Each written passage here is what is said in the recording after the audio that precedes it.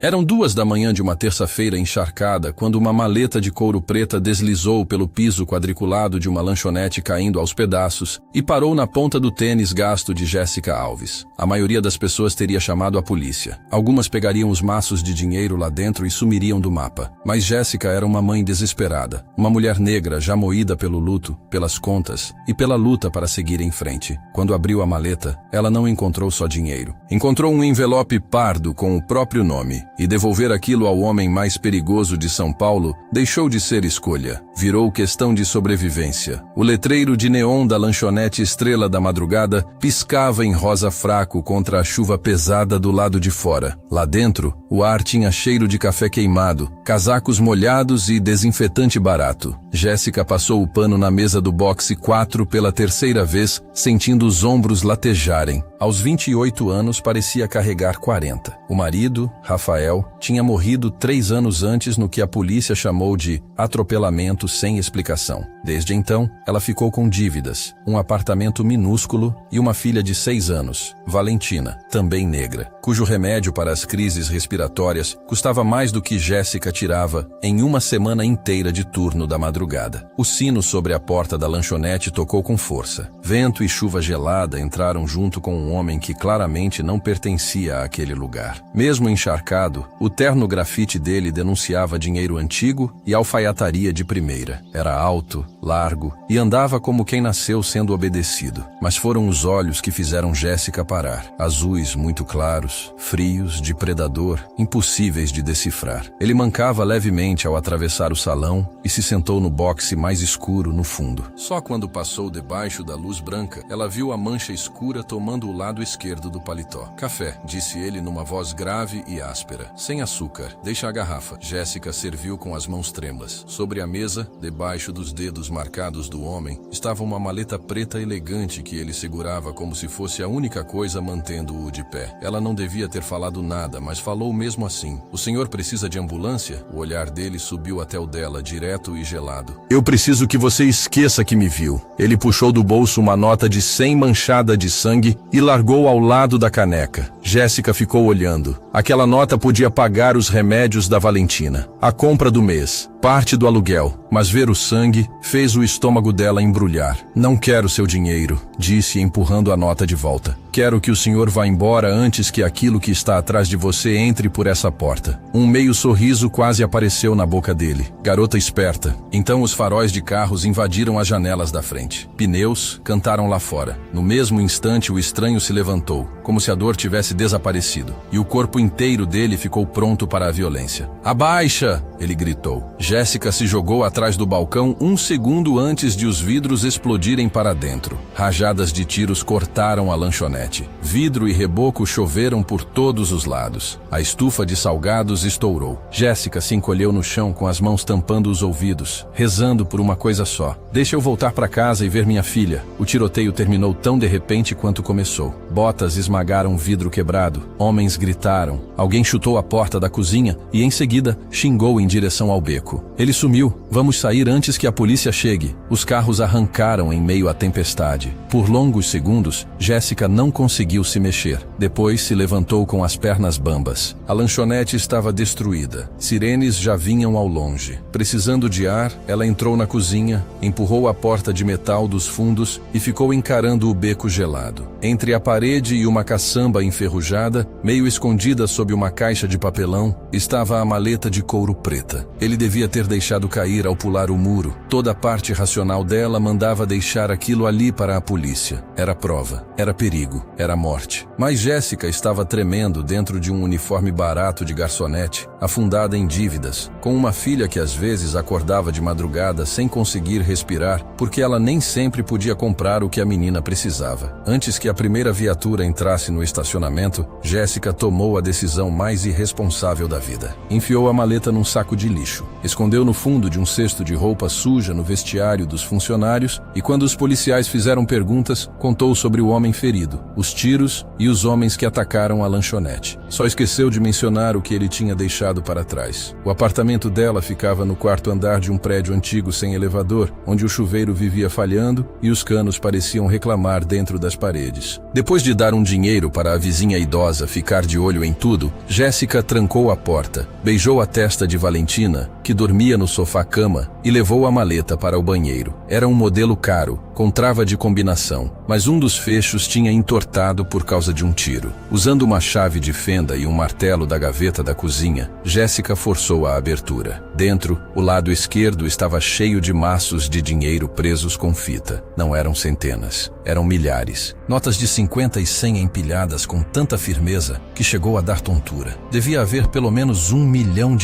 ali dentro. Mas não foi o dinheiro que fez o rosto dela perder a cor. No lado direito, havia um HD criptografado de aparência militar e um envelope pardo lacrado com um selo vermelho marcado com a cabeça de um lobo. Jéssica quebrou o lacre e despejou o conteúdo na tampa fechada do vaso. As fotografias vieram primeiro. Jéssica prendeu o ar. Eram dezenas de fotos de vigilância dela. Jéssica saindo da lanchonete. Jéssica deixando Valentina na escola. Jéssica lendo para a filha através da própria janela da sala. As datas nos cantos mostravam que aquelas imagens tinham sido feitas ao longo dos últimos 3 anos. Ela vinha sendo observada. Com as mãos tremendo, Jéssica continuou. Debaixo das fotos havia um pacote grosso de documentos jurídicos. Na primeira página estava escrito: Instrumento de posse fiduciária, Espólio Alves. Sem entender nada, ela foi lendo. Segundo os papéis, uma empresa de fachada chamada Atlântico Participações era dona de 6 prédios comerciais no centro, uma torre de luxo nos jardins e de todo o quarteirão onde ficava a lanchonete Estrela da Madrugada. Valor total, dezenas de milhões de reais. A única proprietária da Atlântico Participações era Rafael Alves, o marido morto dela. Atrás das escrituras havia um laudo do IML. Era o de Rafael, mas não a versão que ela tinha recebido. O documento oficial falava em trauma por atropelamento. Aquele descrevia marcas de amarração, queimaduras e um tiro abafado na parte de trás da cabeça. Rafael não tinha morrido em acidente. Ele tinha sido torturado e executado. Atrás do laudo havia um bilhete escrito à mão em papel grosso. Rafael Alves desviou mais de 100 milhões das contas da família Brandão para comprar esses terrenos sem levantar suspeita. Os Brandão mataram Rafael por causa do roubo, mas ainda não acharam as escrituras. Eles não sabem que a esposa é a única herdeira. Encontrem Jéssica Alves. Consigam a assinatura dela transferindo os bens para a família Ferraz como quitação da dívida. E tirem ela e a menina da cidade antes que Otávio Brandão descubra que ela é a chave do império desaparecido. A F. Jéssica ficou imóvel, sentada na borda da banheira. O marido dela, um contador calmo, previsível, tinha lavado dinheiro do crime organizado em segredo. Tinha roubado a família Brandão, um dos grupos mais cruéis de São Paulo, e construído um império escondido no nome dela. Durante 3 anos, enquanto ela trabalhava à noite e contava moeda para comprar bombinha para a filha, estava sem saber sentada sobre uma fortuna pela qual homens poderosos matariam sem pensar 2 vezes. E o homem da lanchonete, o dos olhos azuis, só podia ser Augusto Ferraz, chefe da família Ferraz, o único homem em São Paulo quase tão temido quanto Otávio Brandão. Jéssica olhou para o dinheiro. Podia fugir, acordar Valentina, desaparecer antes do amanhecer. Mas ela sabia a verdade no mesmo instante em que pensou nisso. Ninguém foge do crime organizado de São Paulo com uma mala de dinheiro e segredos de um homem morto. Ela olhou de novo para a foto de Valentina no parquinho, feita de longe, fria, calculada, como se tivesse sido tirada por alguém treinando mira. O pânico se transformou em outra coisa, mais dura, mais quente. Durante 3 anos ela sobreviveu cercada de luto, mentira e medo. Tinha acabado de deixar de ser caça. Quando amanheceu, Jéssica vestiu a única roupa boa que tinha, deixou Valentina na escola e entrou direto no saguão de mármore da Ferraz Capital, uma torre de 70 andares de vidro e aço que parecia sede de multinacional, não fachada de organização criminosa. No balcão da recepção, ela disse: "Fala para o Augusto Ferraz que a garçonete da Estrela da Madrugada está aqui. Fala que eu achei o que ele deixou cair no beco. E fala que eu sei exatamente o que o Rafael Alves me deixou." Isso chamou atenção. 2 seguranças enormes a levaram até um elevador privativo que subiu até a cobertura. Lá, diante de uma parede de vidro com vista para São Paulo, Augusto Ferraz estava em um terno azul marinho impecável, o braço ferido preso em uma tipóia preta. A luz do dia parecia ainda mais perigoso, controlado, elegante e letal. Jéssica colocou a maleta na mesa dele.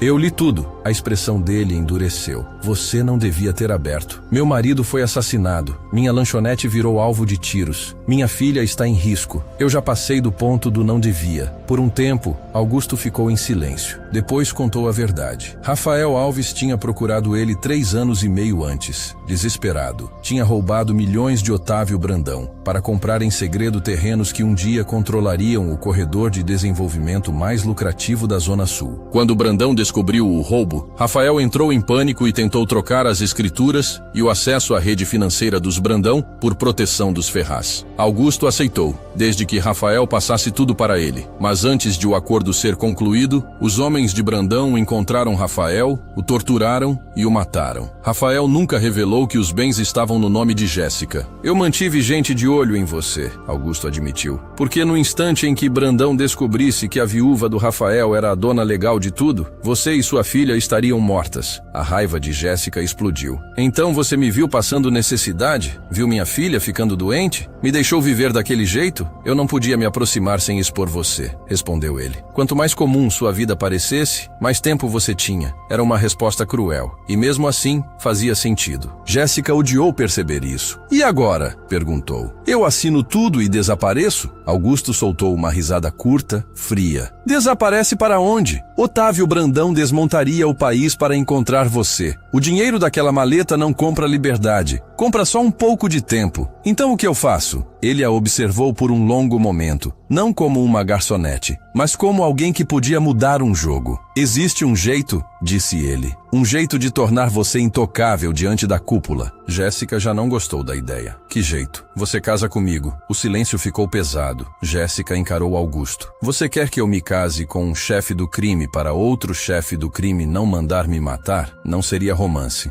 disse ele com calma. "Seria proteção. Pelas regras da cúpula, esposa e filhos de um chefe não são alvos. Tocar em você provocaria uma guerra que Otávio Brandão não pode bancar. E se eu disser não? Você não chega nem na saída da cidade." Não era ameaça, era cálculo. Jéssica pensou em Valentina, nos remédios, no peito da filha chiando à noite, nas fotos de vigilância, nos homens armados na lanchonete. Ela estava presa e sabia disso. "Tenho condições", disse. Aquilo pareceu surpreender Augusto. "Primeiro, minha filha vem antes de qualquer coisa. Ela vai ter os melhores médicos, os melhores remédios e um lugar longe do ar ruim e da violência dessa cidade. Fechado. Segundo, esse casamento é negócio. No papel, você não toca em mim e não se mete na forma como eu crio minha filha." Augusto assentiu uma vez. "E terceiro", disse Jéssica, aproximando-se da mesa, "se você ou qualquer homem seu colocar a Valentina em perigo, eu entrego esse HD para a Polícia Federal com as minhas próprias mãos." Algo brilhou por trás dos olhos claros dele. Irritação, talvez respeito. "Você tem minha palavra", respondeu. Menos de 1 hora depois, Valentina foi retirada da escola pelos homens de Augusto, usando a senha de emergência que Jéssica havia deixado na ficha da menina. Em seguida, ela seguiu para o norte em um comboio blindado, deixando para trás o apartamento, as dívidas, os turnos na lanchonete e tudo o que restava da vida antiga. A propriedade dos Ferraz parecia menos uma casa e mais uma fortaleza fantasiada de luxo. Portões de ferro, jardim impecável, seguranças armados, pedra antiga, vento frio e silêncio. Quando Valentina chegou, assustada e agarrada à mochila rosa, Jéssica caiu de joelhos e puxou a filha para os braços. "Os homens grandes falaram que a gente ia morar num castelo", a menina sussurrou. Jéssica engoliu em seco. "Quase isso." Augusto se aproximou com cuidado, se abaixou para ficar na altura da menina e se apresentou com uma delicadeza inesperada. Prometeu a Valentina uma visita particular ao aquário fora do horário. Era um momento tão estranho e humano que Jéssica nem soube como reagir. Depois vieram os papéis. Um juiz de paz já esperava em um escritório revestido de madeira escura, sem flores, sem música, sem promessa, apenas assinaturas, carimbos e o som seco da caneta no papel. Jéssica Alves virou Jéssica Ferraz. O espólio Alves passou para a proteção dos Ferraz. Avisos foram enviados às famílias da cúpula. Jéssica agora era esposa de Augusto. Qualquer ataque contra ela seria tratado como declaração de guerra. Nem todo mundo gostou. Murilo Tavares, o conselheiro de cabelos grisalhos de Augusto, olhava para Jéssica com desprezo aberto. Para ele, ela era civil. Problema, risco trazido para dentro do centro do império. A vida dentro da propriedade dos Ferraz logo ensinou a Jéssica que luxo não era o mesmo que paz. Médicos apareceram para cuidar de Valentina em poucas horas, ajustando medicação, instalando filtros de ar em todos os cômodos e dando à menina um nível de atenção que Jéssica nunca tinha conseguido pagar. Encantada com a mansão, Valentina sussurrava que elas viviam mesmo num castelo. Jéssica sorria para ela, mas não esquecia os seguranças em cada porta. A casa era bonita, mas continuava sendo uma fortaleza. Murilo Tavares deixou clara a opinião dele desde o início. Palavras educadas, tom cortante, lembretes constantes de que aquele mundo tinha regras que Jéssica não conhecia. Falava com ela como se fosse mancha em tecido caro. Jéssica respondia sempre com calma, o que parecia irritá-lo mais do que qualquer grito faria. Augusto seguia difícil de ler, cumpria o que prometia, mas nada além disso.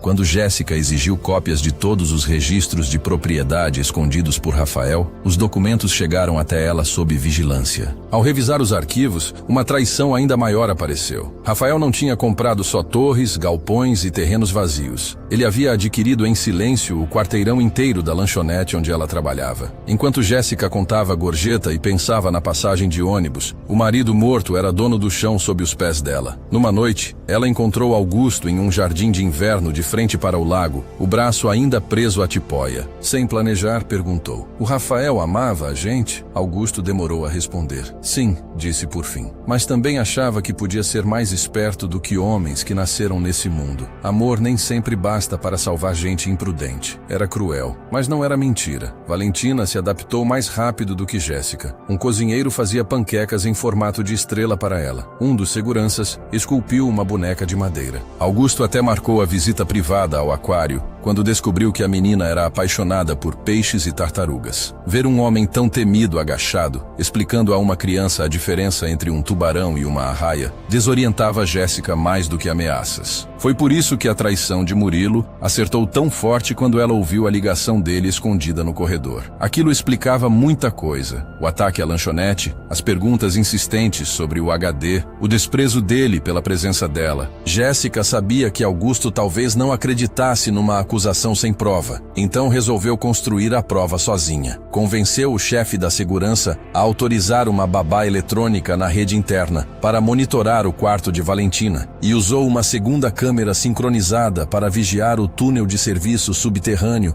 que Murilo havia mencionado dias antes. Na noite seguinte, a armadilha começou a se fechar. Perto das 10, Augusto entrou na biblioteca já vestindo colete à prova de balas, com raiva em cada linha do corpo. Brandão atacou nossos galpões. Tenho que sair. Jéssica entrou na frente dele. É distração. Os seguranças endureceram na hora. Ela se aproximou e falou baixo: "Murilo vai abrir o túnel de serviço à meia-noite. Ele está vendendo você. Eu e a Valentina também." Augusto ficou imóvel. O ar do lugar pareceu esfriar. "Se você estiver errada", disse ele bem baixo, "as consequências serão sérias." "Eu não estou." Ela mostrou a transmissão ao vivo da câmera escondida. Depois de alguns segundos, Augusto fez um único gesto com a cabeça. "Leva a Valentina para a sala segura atrás do meu escritório. Não sai de lá até eu abrir a porta." Esperar a meia-noite naquela sala segura foi quase insuportável. Valentina adormeceu nos braços da mãe enquanto Jéssica encarava a tela do celular, sentindo cada minuto raspar nos nervos. Às 23h59, Murilo apareceu, abriu o túnel com um cartão clonado e conduziu o grupo de ataque de Brandão para dentro da propriedade. Naquele instante, toda dúvida acabou. A câmera mudou para visão noturna. O que veio depois parecia guerra dentro de uma tumba. Augusto e a equipe de elite surgiram da escuridão como fantasmas luzes saindo da adega. Disparos abafados cortaram o corredor branco na tela. Os homens de Brandão ficaram presos na passagem estreita e caíram antes mesmo de reagir direito. Um deles atirou uma vez no desespero e tombou logo depois. Em segundos, o corredor virou massacre. Murilo recuou tropeçando, percebendo tarde demais que tinha sido pego. Quando as luzes de emergência se acenderam, tingindo tudo de vermelho, Augusto atravessou a fumaça na direção do homem que o traiu. Murilo tentou implorar primeiro, depois tentou ofender. Ela é só uma garçonete. Cuspiu, apontando o queixo como se Jéssica fosse uma vergonha. Ela não é nada. A resposta de Augusto veio como sentença. Ela é uma ferraz. Ele ergueu a arma e atirou. Na sala segura, Jéssica fechou os olhos e abraçou Valentina com mais força, ao ouvir o estampido abafado atravessando os andares. Tinha acabado. Depois que a emboscada falhou e Murilo morreu no corredor subterrâneo, Augusto abriu a porta da sala segura, parecendo um homem que tinha perdido mais que um aliado. Foi ele quem enterrou meu pai, disse em voz baixa. Foi ele quem me ensinou a segurar uma arma. Pela primeira vez, Jéssica enxergou o preço daquele mundo nele, não como poder, mas como estrago. Ao amanhecer, a propriedade inteira tinha virado centro de comando. O HD foi decodificado e revelou contas ocultas, subornos, transferências e violações graves das regras da cúpula, material suficiente para destruir Otávio Brandão politicamente antes que alguém encostasse a mão nele. Jéssica também percebeu outra mudança em Augusto.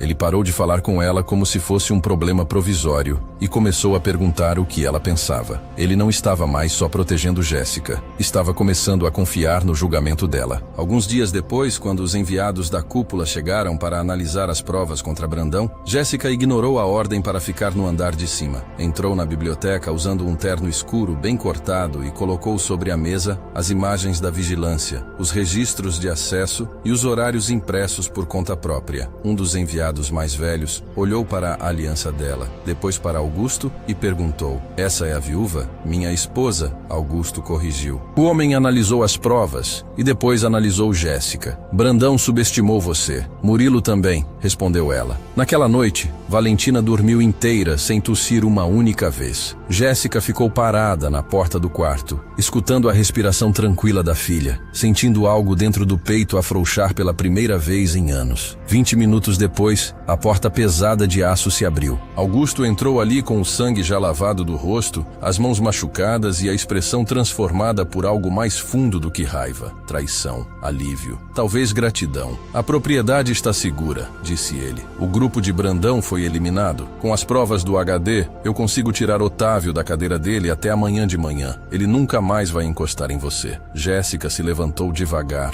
ainda observando Valentina dormir. O medo que tinha sentido de Augusto naquela madrugada da lanchonete já não existia. No lugar dele havia um respeito difícil, cauteloso. Ele a usou, ela também usou ele. E em algum ponto entre mentiras, assinatura e sangue, os dois salvaram um ao outro. "Você salvou minha vida esta noite", disse Augusto. "Eu achei que estava trazendo para dentro de casa um pedaço de terra e um problema. Não percebi que estava me casando com uma rainha." Um sorriso leve finalmente tocou a boca de Jéssica. "Eu avisei, eu não sou vítima." Augusto ficou olhando para ela por alguns segundos. Depois foi até a cama, pegou Valentina com cuidado e a ajeitou melhor no travesseiro. "Não", disse, baixo, "não é mesmo." Uma semana depois da noite na estrela da madrugada, Jéssica voltou por alguns minutos à lanchonete, escoltada por homens dos Ferraz. As janelas tinham sido trocadas, as paredes repintadas, o balcão substituído. Ainda assim, ela conseguia ver com clareza o exato lugar onde tinha se jogado no chão enquanto os tiros rasgavam o salão. Parada ali, entendeu que a mulher que tinha escondido uma maleta por puro desespero já não existia mais. No lugar dela, havia alguém que entendia de poder, tempo e sangue frio. Quando saiu, Augusto a esperava dentro de um carro preto parado na calçada. Ele levantou os olhos do celular quando ela entrou e perguntou: "Terminou?" Jéssica lançou um último olhar para o letreiro de neon sobre a lanchonete e fechou a porta. "Terminei." E dessa vez, a palavra queria dizer muito mais do que a visita. Jéssica Alves começou aquela semana limpando arrumando mesa em lanchonete e contando gorjeta para comprar os remédios da filha. No fim da semana, tinha descoberto o império escondido do marido, passado por cima de 2 famílias criminosas, revelado um traidor no coração de uma dinastia e deixado de ser presa para se tornar força. Ela sobreviveu porque entendeu uma coisa que os homens ao redor dela nunca entenderam de verdade. Uma mãe desesperada é mais perigosa do que qualquer chefe do crime. E assim, Jéssica entendeu que a dor pode até destruir por um tempo, mas também pode ensinar alguém a se levantar mais forte, mais firme e sem medo. Quando tudo parecia perdido, ela descobriu dentro de si uma coragem que nem ela mesma conhecia. No fim, não foi o dinheiro, nem o poder, nem o medo que definiu sua história. Foi o amor de uma mãe pela filha, porque às vezes, as pessoas mais perigosas não são aquelas que mandam em impérios, mas aquelas que já não têm mais nada a perder. Se essa história tocou você de alguma forma, acompanhe o Dose de Conhecimento para mais histórias emocionantes, intensas e cheias de reflexões. Deixe seu like, comente o que você faria no lugar dela e compartilhe com alguém que vai gostar dessa história.